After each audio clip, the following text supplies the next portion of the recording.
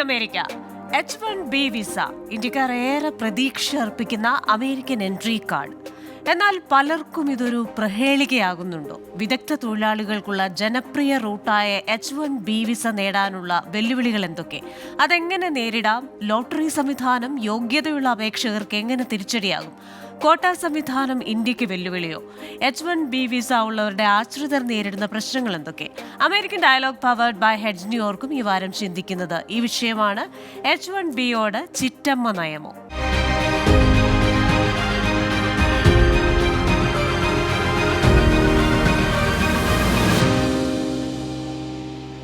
ഇന്നത്തെ എന്റെ അതിഥികൾ അമേരിക്കൻ ഗവൺമെന്റിന്റെ ഇമിഗ്രേഷൻ സ്പെഷ്യലിസ്റ്റായ ജേക്കബ് എബ്രഹാം, IT പ്രൊഫഷണലും ഇമിഗ്രേഷൻ അഡ്വക്കസി ആക്ടിവിസ്റ്റുമായ ഗിരീഷ് ശശാങ്ക ശേഖർ, ഇമിഗ്രേഷൻ അറ്റോർണിയായ ബിന്ദു സഞ്ജീവ് കുമാർ എന്നിവരാണ്. എല്ലാ അതിഥികൾക്കും എല്ലാ പ്രേക്ഷകർക്കും American dialogue powered by Hedge ന്യൂയോർക്കിലേക്ക് സ്വാഗതം. അതിഥികളിലേക്കാണ് ആദ്യം ശ്രീ ജേക്കബ് എബ്രഹാമിലേക്കാണ്. ശ്രീ ജേക്കബ് എബ്രഹാം, ഇന്ത്യക്കാർക്കുള്ള ഒരു ജനപ്രിയ റൂട്ട് എന്ന് തന്നെയാണ് ഈ H-1B വിസ അറിയപ്പെടുന്നത്. പല ഇന്ത്യക്കാരും അമേരിക്കയിലേക്ക് എത്തുന്നതും ഈ ഒരു വിസയിലാണ്. പക്ഷേ ഇതുമായി ബന്ധപ്പെട്ട് എന്തൊക്കെ വെല്ലുവിളികളാണ്? നമ്മൾ ഈ ടൈറ്റിലിൽ പറഞ്ഞേക്കുന്നത് പോലെ ഈ ഒരു വിസ കാറ്റഗറിയോട് ഒരു ചിറ്റമ്മ നയം ഉണ്ടോ? മാറി വരുന്ന ഗവൺമെന്റുകൾക്കനുസരിച്ച്, അഡ്മിനിസ്ട്രേഷൻ അനുസരിച്ച് പോളിസികൾ മാറുക എന്നുള്ളത് സ്വാഭാവികമാണ്. ഇത് അഡ്മിനിസ്ട്രേഷന്റെ മാത്രം ഒരു ഇഷ്യൂ അല്ല, മറിച്ച് അതാത് സമയത്ത് വരുന്ന കോൺഗ്രസ് അവരും മേക്ക് ചെയ്യുന്ന പോളിസി ചേഞ്ചസ്, അതുപോലെ തന്നെ ഓരോ ആക്ടുകളിൽ, ഇവിടെ ഇമിഗ്രേഷൻ ആൻഡ് നാഷണാലിറ്റി ആക്ടിൽ വരുന്ന ഓരോ ചേഞ്ചസ്, അതാത് സമയത്ത് വരുന്ന അങ്ങനെയുള്ള എല്ലാ ഫാക്ടേഴ്സും ഇതിൽ വരുന്ന. പിന്നെ അതുപോലെ തന്നെ ഓരോ രാജ്യങ്ങൾക്കുള്ളതും അതും ഓരോ കാറ്റഗറി ആയിട്ട് തിരിച്ചുള്ളതിലും വ്യത്യാസങ്ങൾ വരുന്നുണ്ട് ഓരോ സമയത്ത്. അത് ഓരോ വർഷവും വരുന്നുണ്ട്. H-1 മാത്രം പ്രത്യേകതയായിട്ട് ഒന്നുമില്ല.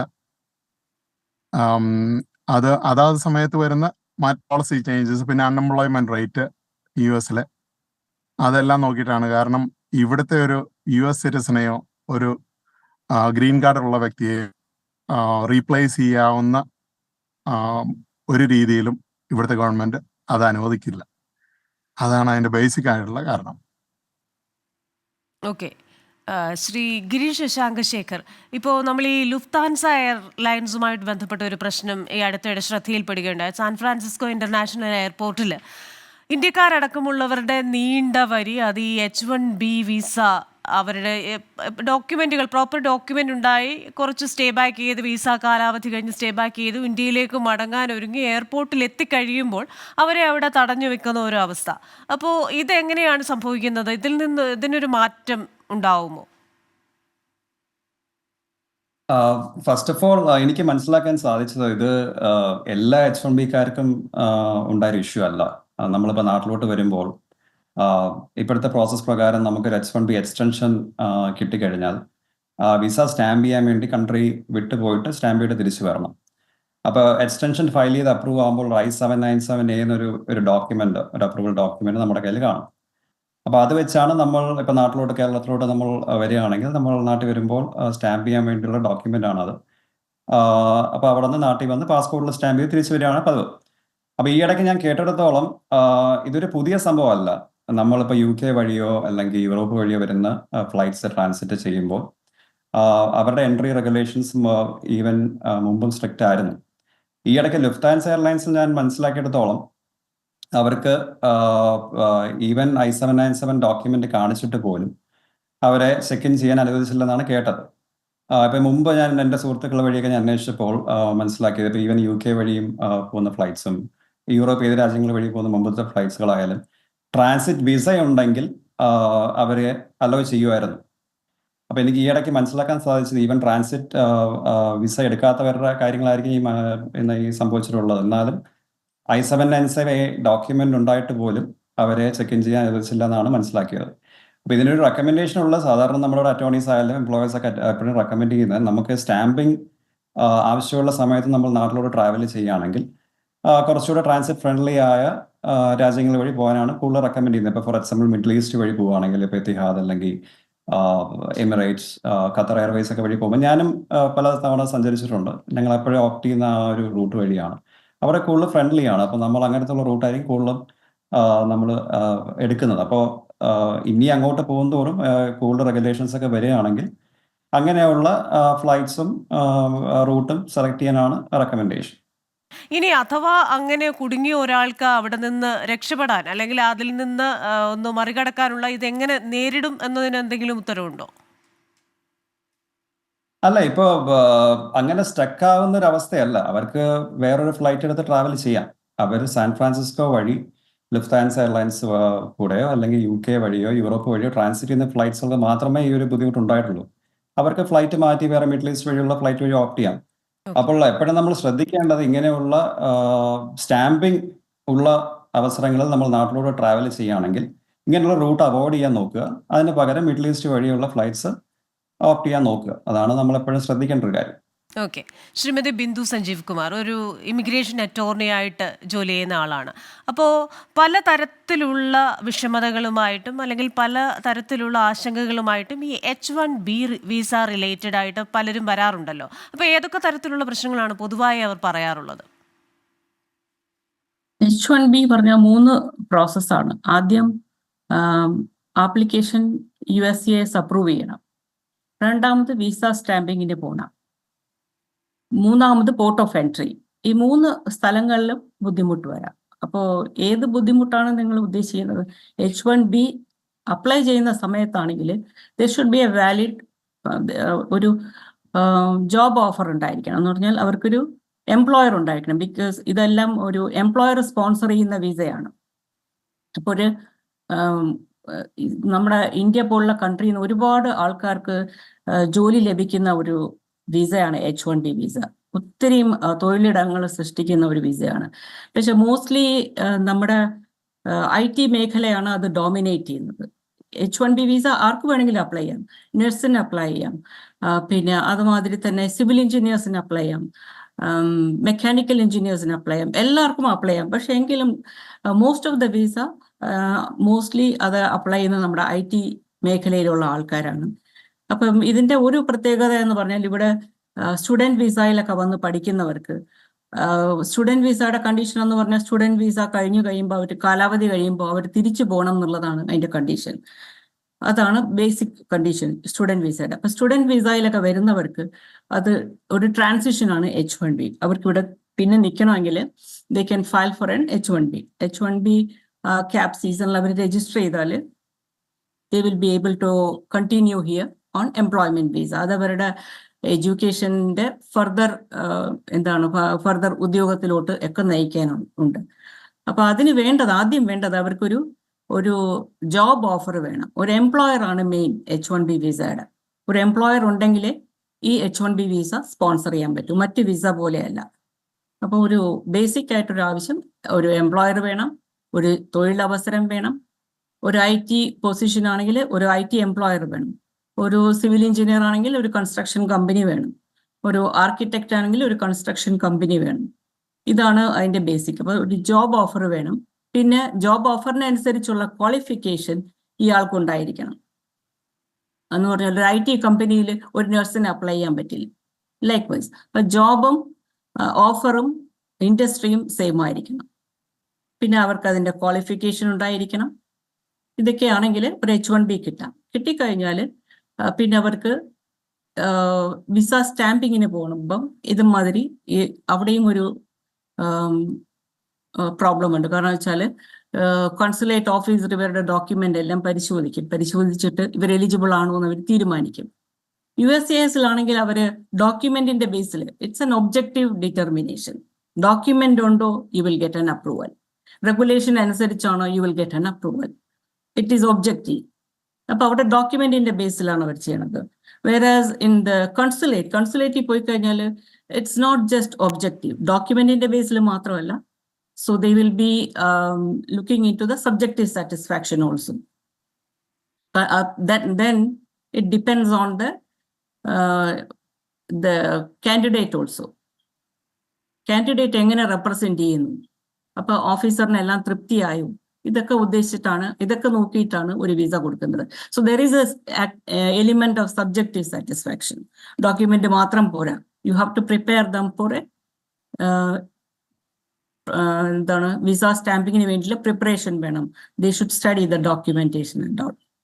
പിന്നെ പോർട്ട് ഓഫ് എൻട്രിയിൽ വരുന്നാലും അവർക്ക് ബുദ്ധിമുട്ട് വരാം. പോർട്ട് ഓഫ് എൻട്രിയിലാണെങ്കിൽ അവർ ചോദിക്കാം, നിങ്ങൾക്ക് എലിജിബിലിറ്റി ഉണ്ടോ, നിങ്ങൾക്ക് കറണ്ട് ആയിട്ട് എംപ്ലോയ്മെന്റ് ഓഫർ ഉണ്ടോ, ഇതൊക്കെ ചോദിക്കാം.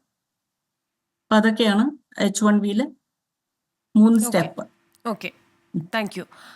ശ്രീ ജേക്കബ് എബ്രഹാം, ഈ H1B വിസയുടെ കാര്യം മാറ്റി നിർത്തി ഇന്ത്യക്കാർ കൂടുതലായി വരുന്ന അല്ലെങ്കിൽ ഉപയോഗിക്കുന്ന മറ്റൊരു വിഭാഗമാണ് ഈ വിസിറ്റർ വിസ എന്ന് പറയുന്നത്. പക്ഷേ ഈ വിസിറ്റർ വിസയുമായി ബന്ധപ്പെട്ട ഗുജറാത്തിലടക്കം ഒരു ലോബി പ്രവർത്തിക്കുന്നുണ്ട്. ഇത് താമസിപ്പിക്കുന്നതിൽ അല്ലെങ്കിൽ അതിൻ്റെ അവരിടപെട്ട് കഴിഞ്ഞാൽ അല്ലെങ്കിൽ ഒരു സ്പെസിഫിക് എമൗണ്ട് അവർക്ക് പേ ചെയ്ത് കഴിഞ്ഞു കഴിഞ്ഞാൽ ഈ നടപടികൾ വേഗത്തിലാക്കുന്ന അത്തരത്തിലൊരു ലോബി ഉണ്ടെന്ന് പറയുന്നു ഗുജറാത്തിൽ. ഇതേപോലെയുള്ള പ്രവർത്തനങ്ങൾ ഇന്ത്യയിൽ നടക്കുന്നുണ്ടോ? അത് ശ്രദ്ധയിൽപ്പെട്ടിട്ടുണ്ടോ? ഇതേവരെ ഇല്ല. കാരണം കോവിഡ് കഴിഞ്ഞിട്ട് എല്ലാത്തിലും ലാഗ് ഉണ്ടായിട്ടുണ്ടെന്നുള്ളത് നേരാണ്. ആവറേജ് ഇപ്പോൾ ഇന്ത്യയിലെ 5 കോൺസുലേറ്റ്സ് ഇൻക്ലൂഡിങ് ഡൽഹിയിലെ എംബസി എടുത്തു കഴിഞ്ഞാലും അവരുടെ വിസ വെയിറ്റിംഗ് ടൈംസ് നോക്കി കഴിഞ്ഞിട്ടുണ്ടെങ്കിൽ എനിവേർ ഫ്രം 300 മുതൽ 450 ദിവസം വരെയാണ്. 500 വരെയുള്ള ഒരു കോൺസുലേറ്റ് ഉണ്ട്, മദ്രാസ് ആണിത്.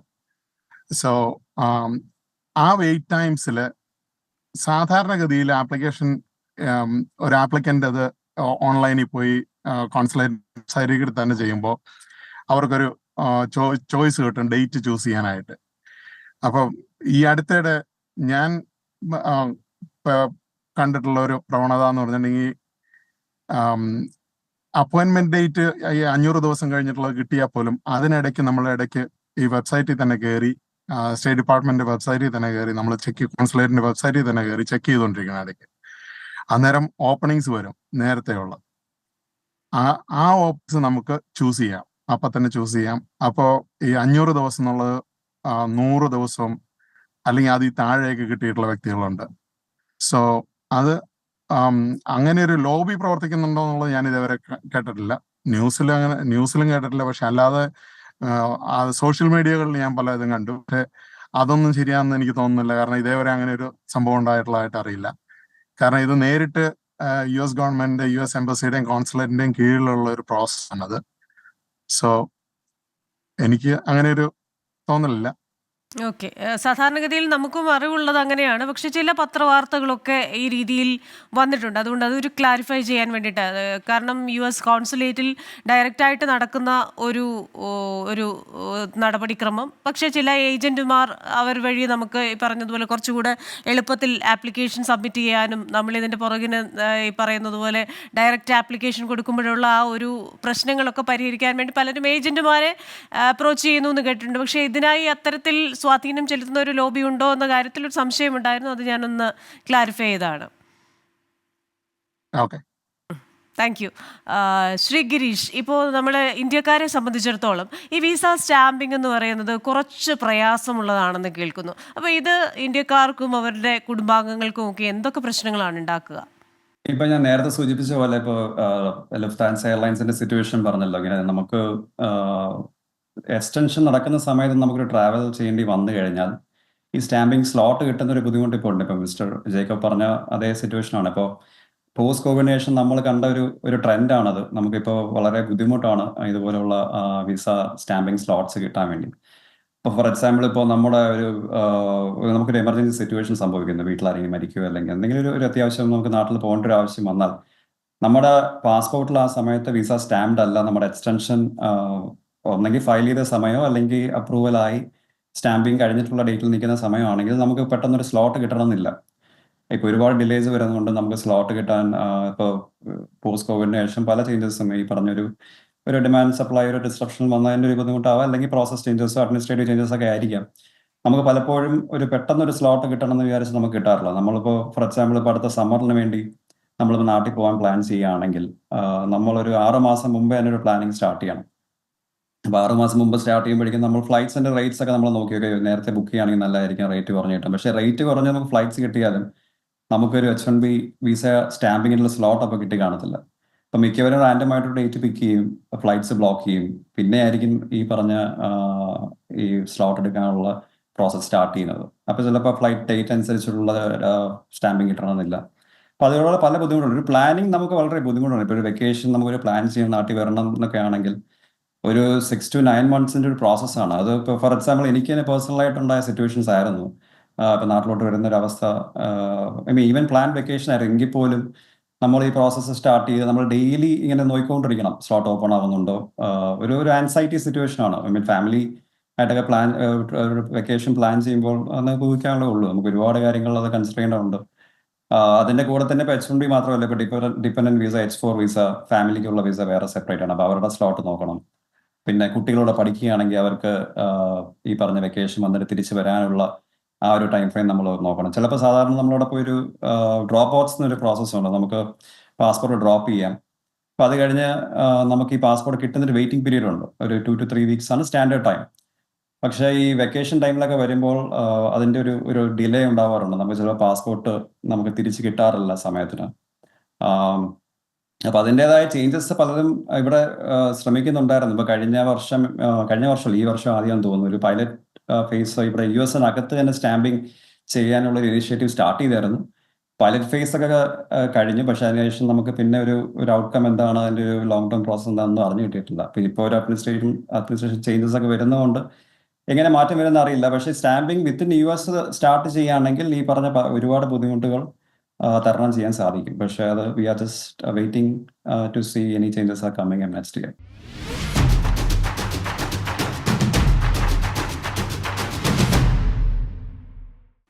ശ്രീ ജേക്കബ് എബ്രഹാം, ഇപ്പോൾ ഈ പറയുന്നത് പോലെ ആശ്രിത വിസയിൽ അവിടെ വരുന്ന ആൾക്കാർ, അവരുടെ ജോലിയുമായി ബന്ധപ്പെട്ട് അവർ നേരിടുന്ന ചില പ്രശ്നങ്ങൾ, ഇത് ഒരു പ്രൊഫഷണൽ ഐഡൻറ്റിറ്റി ക്രൈസിസ് ഉണ്ടാക്കുന്നു പലർക്കും. അത് ചിലപ്പോൾ കുടുംബത്തിൽ തന്നെ ചില ആശങ്കകളും പ്രശ്നങ്ങളും അവരുടെ സാമ്പത്തിക ഉറവിടങ്ങളിലുള്ള പ്രശ്നങ്ങൾ ഇതൊക്കെ ഉണ്ടാക്കുന്നു എന്ന് കേൾക്കാറുണ്ട്. അപ്പോൾ ഈ ആശ്രിത വിസയുമായി ബന്ധപ്പെട്ട് അത്തരത്തിലുള്ള ആശങ്കകൾ അത് നമ്മൾ മുൻകൂട്ടി കണ്ട് നമുക്ക് ഏത് രീതിയിലുള്ള തയ്യാറെടുപ്പുകളാണ് നടത്തേണ്ടത്? ഒരു ഫാമിലിയിലെ ഹസ്ബൻഡ് ആൻഡ് വൈഫ് രണ്ടുപേരും പ്രൊഫഷണൽസ് ആണെങ്കിൽ കഴിയുന്നതും അവർക്ക് ഇവിടെ ഒരു ജോലി കിട്ടാൻ ചാൻസ് ഉള്ള പ്രൊഫഷൻ, ഇപ്പോൾ ഒരുപാട് നഴ്സസ് ഈ അടുത്തിടെ കോവിഡ് കഴിഞ്ഞിട്ട് ഇവിടെ ഇങ്ങോട്ട് ഇമിഗ്രേറ്റ് ചെയ്തു. അപ്പൊ അവർക്കെല്ലാം ഒരു പകുതിയിലധികം ആൾക്കാർ വന്നത് EB വിസയിലാണ്, എംപ്ലോയ്മെന്റ് ബേസ്ഡ് ഇമിഗ്രന്റ് വിസയിലാണ്. പക്ഷെ അല്ലാതെ H1 വന്നവരുണ്ട്. അതിൽ H4 ആയിട്ട് ഡിപ്പെൻഡന്റ് വരുന്ന ഒരുവിധം എല്ലാവരും തന്നെ, if they are qualified professionals, they can apply for their own status here, H1 or any other visa types that they are eligible for according to their professional qualifications. അതാണ് ഒരു കാര്യം ചിന്തിക്കാവുന്നത്. Like miss Bindu പറഞ്ഞ പോലെ computer based IT based opportunities ആണ് ഇവിടെ ഏറ്റവും കൂടുതലുള്ളത്.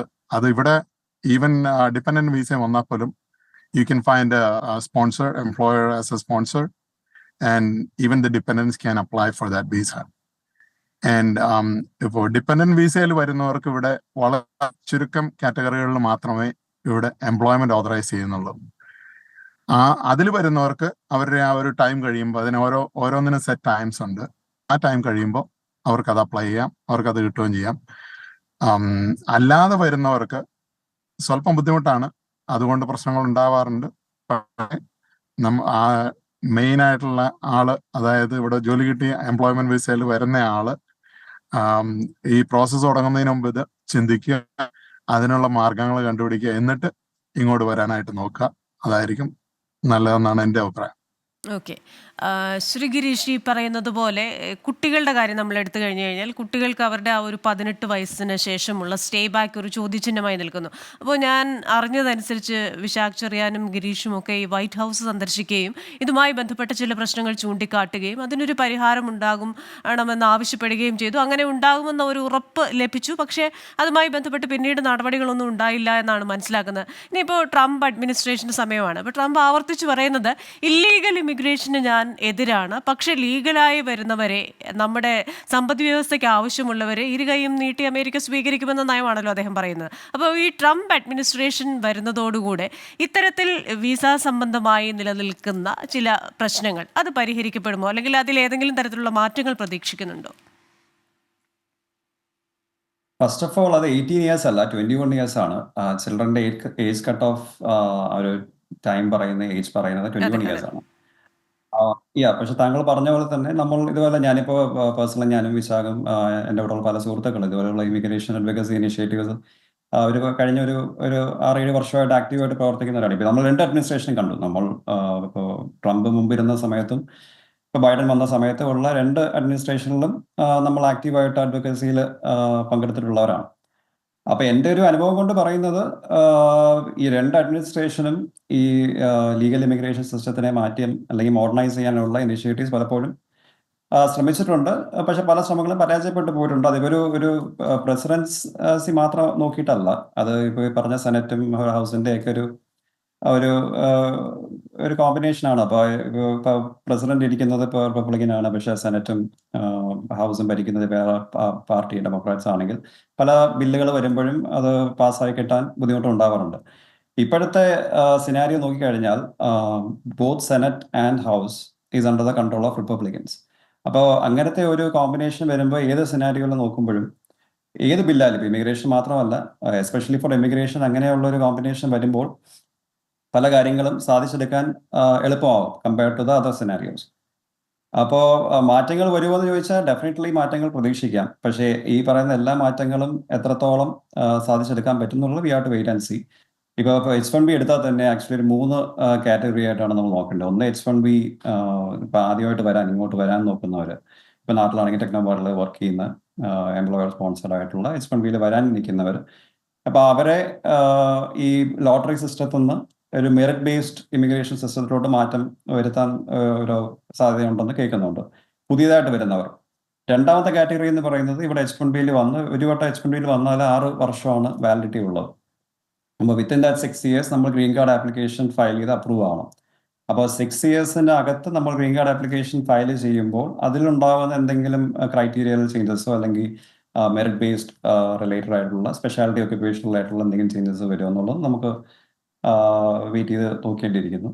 പിന്നെ മൂന്നാമത്തെ കാറ്റഗറി എന്ന് പറയുന്നത് ഇപ്പം എന്നെ പോലെയൊക്കെ ഉള്ള ഇപ്പം ഞങ്ങൾ 12 വർഷമായി, പക്ഷേ ഇതുവരെ ഗ്രീൻ കാർഡ് കിട്ടിയിട്ടില്ല. നമ്മൾ ഗ്രീൻ കാർഡ് ഫയൽ ചെയ്ത് ആപ്ലിക്കേഷൻ അപ്രൂവ് ആയി ഗ്രീൻ കാർഡ് ബാക്ക്ലോഗിൽ വെയിറ്റ് ചെയ്യുന്ന ആൾക്കാരാണ്. ഇപ്പോൾ ഈ പറഞ്ഞ ഇപ്പോൾ നേരത്തെ ടോണി ബിന്ദു പറഞ്ഞ പോലെ തന്നെ പല കറണ്ട് പോളിസീസ് കൊണ്ട് ഇന്ത്യൻസിനാണ് കൂടുതൽ അഫക്റ്റ് ചെയ്യുന്നത്. കൺട്രി കോട്ട എന്നുള്ള ഒരു പോളിസിയുടെ ബേസിൽ നമുക്ക് ഇന്ത്യക്കാർക്കാണ് ഏറ്റവും കൂടുതൽ ബാക്ക്ലോഗ് സിറ്റുവേഷൻ. ആ ബാക്ക്ലോഗ് എങ്ങനെ ക്ലിയർ ചെയ്യാം എന്നുള്ള കാര്യങ്ങൾ ഇപ്പോഴും വ്യക്തമല്ല. അതിനെ പല രീതിയിൽ ചെയ്യാം. ഒന്ന് കൺട്രി കോട്ട റിമൂവ് ചെയ്യാം, അല്ലെങ്കിൽ any other alternate steps they can work on clearing the backlog. അപ്പം അങ്ങനെയുള്ള കാര്യങ്ങളൊക്കെ നമ്മൾ വെയിറ്റ് ചെയ്യേണ്ടിയിരിക്കുന്നു. ഈവൻ ഈ ചിൽഡ്രൻ ഏജ് കട്ട് ഓഫിന്റെ കാര്യം പറഞ്ഞാലും അതും ഇതുപോലെയുള്ള പല ബിൽസും ഇതൊക്കെ മുമ്പ് ഇൻട്രൊഡ്യൂസ് ചെയ്ത പല ബില്ലുകളും ഉണ്ട്. അപ്പോൾ ഒരു കോംപ്രിഹെൻസീവ് ഇമിഗ്രേഷൻ റീഫോം വരുമോ എന്ന് ചോദിച്ചാൽ വരാം. അതിനുള്ള ഇനിഷ്യേറ്റീവ്സ് തുടങ്ങുന്നുള്ള ഡെഫിനറ്റ്ലി ഉറപ്പാണ്. പക്ഷേ ഏതൊക്കെ കാര്യങ്ങൾ സാധിച്ചെടുക്കാൻ പറ്റുന്നുള്ളത് നമുക്ക് എന്തായാലും കാത്തിരുന്ന് കാണേണ്ടിയിരിക്കുന്നു. ശരി. ശ്രീമതി ബിന്ദു സഞ്ജീവ് കുമാർ, ഇപ്പോൾ അമേരിക്ക സ്വപ്നം കാണുന്ന, അമേരിക്കയിലേക്ക് പോകണമെന്ന് ആഗ്രഹിക്കുന്ന പലരോടും ഈ ഉപദേശം നൽകാനുള്ള ആൾക്കാർ ഒരുപാട് പേരുണ്ട്. ഇപ്പോൾ ഈവൻ ഞാനൊരു വിസിറ്റർ വിസയ്ക്ക് അപ്ലൈ ചെയ്യുന്ന സമയത്ത് പോലും എൻ്റെ അടുത്ത് എൻ്റെ ഒരുപാട് കസിൻസൊക്കെ പറഞ്ഞു അമേരിക്കൻ വിസ കിട്ടുക എന്ന് പറയുന്നത് വലിയ പ്രശ്നമാണ്, ഇന്ന കാര്യങ്ങൾ ശ്രദ്ധിക്കണം, ഇന്ന ചോദ്യം ചോദിക്കുമ്പോൾ ഇന്നത് പറയരുത്, ഇന്നത് പറയണം. അപ്പോൾ മൊത്തത്തിൽ പലരും ഈ ഒരു വിസ ഇൻ്റർവ്യൂവിന് US കോൺസുലേറ്റിലേക്ക് പോകുന്നത് തന്നെ വളരെ പാനിക്കായിട്ടാണ്. അപ്പോൾ ഇവരോട് നേരത്തെ തന്നെ പലരും പറഞ്ഞ് പഠിപ്പിച്ച ചില കാര്യങ്ങൾ, ഇനി ഞാൻ അങ്ങനെ പറഞ്ഞാൽ പ്രശ്നമാകുമോ, ഇത് പറഞ്ഞാൽ പ്രശ്നമാകുമോ എന്നൊക്കെയുള്ള ഒരു ആശങ്കയിലാണ് പലരും പോകുന്നത്. പക്ഷെ നമ്മൾ അവിടെ ചെല്ലുമ്പോൾ നമുക്ക് മനസ്സിലാകും വളരെ പ്രൊഫഷണലായിട്ടുള്ള ഒരു സംവിധാനമാണ് അവിടെ ഇരിക്കുന്ന. ആ വിസ ഓഫീസർ ആ ആൾ ചോദിക്കുന്ന ചോദ്യങ്ങൾക്ക് പെട്ടെന്ന് തന്നെ ഒരാൾ പാനിക്കായി കഴിഞ്ഞാൽ അല്ലെങ്കിൽ എന്തെങ്കിലും ഈ പറയുന്ന പല കാരണങ്ങൾ കൊണ്ട് തന്നെ ചിലത് മറച്ചു പിടിക്കാനും ചിലത് സത്യസന്ധമല്ലാത്ത ആൻസർ കൊടുക്കാനും ഒക്കെ ശ്രമിക്കുമ്പോൾ ഉണ്ടാകുന്ന ചില തടസ്സങ്ങൾ. അപ്പോൾ ഈ കോൺസുലേറ്റിലെ ഈ വിസ ഇൻ്റർവ്യൂ അറ്റൻഡ് ചെയ്യാനുള്ളവരോട് പറയാനുള്ളത് എന്താണ്? ഇപ്പോൾ പലരും ഈ സാധാരണക്കാരായ കുടുംബാംഗങ്ങളും അവിടെയുള്ള ഫ്രണ്ട്സും ഒക്കെ പറഞ്ഞു കൊടുക്കുന്ന പല ഉപദേശങ്ങളിൽ പോയി തട്ടിത്തടഞ്ഞ് വിസ ലഭിക്കാതെ തിരിച്ചു പോകുന്നതായിട്ട് കേൾക്കാറുണ്ട്.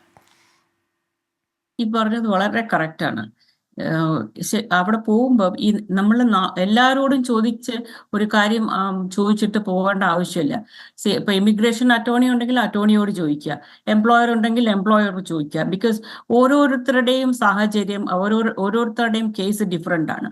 എല്ലാവർക്കും ഒരേ സാഹചര്യമല്ല, ഒരേ യുനോ സർക്കംസ്റ്റൻസ് അല്ല, ഒരേ ക്വസ്റ്റ്യൻ അല്ല എല്ലാവരോടും ചോദിക്കുന്നത്. ഓരോരുത്തരും ഓരോർക്ക് വന്ന അനുഭവത്തിന്റെ ബേസിലായിരിക്കും പറയുന്നത്. അത് നിങ്ങൾക്ക് ആപ്ലിക്കബിൾ ആവണമെന്നില്ല. പിന്നെ വേറൊരു കാര്യം പറഞ്ഞാൽ സത്യസന്ധമായിട്ടുള്ള ആൻസർ പറയുക. കാരണം കള്ളം ഒരിക്കൽ പറഞ്ഞു കഴിഞ്ഞാൽ പിന്നെ പിന്നെ അവർ വിസ തന്നെ കിട്ടുമെന്ന് എനിക്ക് ഷുവർ അല്ല. ബിക്കോസ് ഒരിക്കൽ അവർ ഒരു ഫ്രോഡോ റെഡ് മാർക്കോ വന്നു കഴിഞ്ഞാൽ പിന്നെ വിസ ആപ്ലിക്കബിൾ അല്ല. സോ ഡിനേ ആവുകയോ അല്ലെങ്കിൽ അപ്രൂവ് ആവുകയോ അത് വേറൊരു കാര്യം. ബട്ട് സത്യസന്ധമായിട്ട് കാര്യങ്ങൾ പറയുക. Because you are talking to US government. It's not like ഒരു സാധാരണ ഒരു വ്യക്തിയോ അങ്ങനെയല്ല. You are talking to US government. So അവരുടെ കയ്യിലുള്ള ഇൻഫർമേഷൻ അല്ലെങ്കിൽ അവർക്ക് നിങ്ങളെ പറ്റിയുള്ള ഇൻഫർമേഷൻ ഇതെല്ലാം നമ്മൾ വിചാരിക്കുന്നതിനപ്പുറം അവർക്ക് ഇൻഫർമേഷൻ ഉണ്ട്. ഇപ്പൊ ഫോർ എക്സാമ്പിൾ ഒരു H1B കാരൻ പോവുകയാണെങ്കിൽ അയാളെ പറ്റിയിട്ടുള്ള എല്ലാ ഇൻഫർമേഷനും റെക്കോർഡിൽ അവൈലബിൾ ആയിരിക്കും.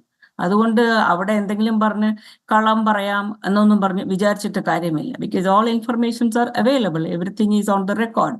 അത് മാത്രമല്ല, നിങ്ങൾ വിസ ഇന്റർവ്യൂവിൽ പോകുമ്പോൾ പിന്നെ അവരെല്ലാം റെക്കോർഡ് ചെയ്യും. പിന്നെ ഞാൻ അങ്ങനെ പറഞ്ഞില്ല, ഞാൻ ഇങ്ങനെ പറഞ്ഞില്ല എന്നൊന്നും പറയാൻ പറ്റില്ല. Whenever A USCIS officer or visa officer or any authority approach ആര് വന്നാലും അവര് എല്ലാം റെക്കോർഡ് ചെയ്യും.